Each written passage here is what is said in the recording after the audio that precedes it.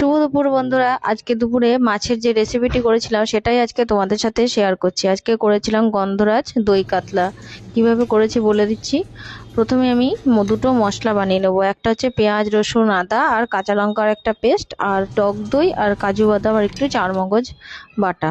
এইটা দুটো পেস্ট আগে থেকে বানিয়ে রাখলাম। তারপরে মাছগুলোর কাতলার পেটি পিস আমি নিয়েছি। তারপর নুন আর একটুখানি গন্ধরাজ লেবুর যে খোসাটা হয় সেটা একটু গ্রেট করে দিয়েছি। তারপরে ভালো করে ম্যারিনেট করে রেখে দিয়েছিলাম মোটামুটি আধ ঘন্টার মতন। তারপর আধ ঘন্টা পর একটু সর্ষের তেলে এটা ভেজে নেব।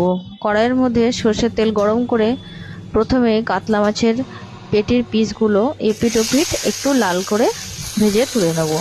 এই রেসিপিটাতে আমি কোনো রকম হলুদের ব্যবহার করিনি।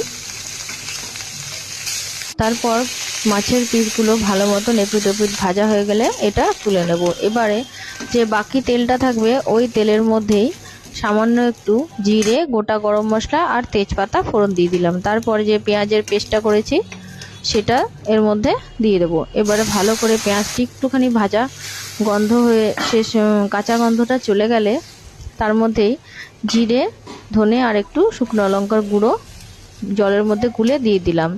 তার মধ্যে একটু নুনও দিয়ে দিয়েছিলাম। এবারে যে কাজু বাদাম আর টক দইয়ের পেস্টটা তৈরি করেছি সেটা দিয়ে ভালো করে তেল ছেড়ে আসা পর্যন্ত একটু কষিয়ে নিলাম। তারপর পরিমাণ মতন গরম জল দিয়ে দিলাম। তারপর দিয়ে দিলাম কয়েকটা কাঁচা লঙ্কা চেরা।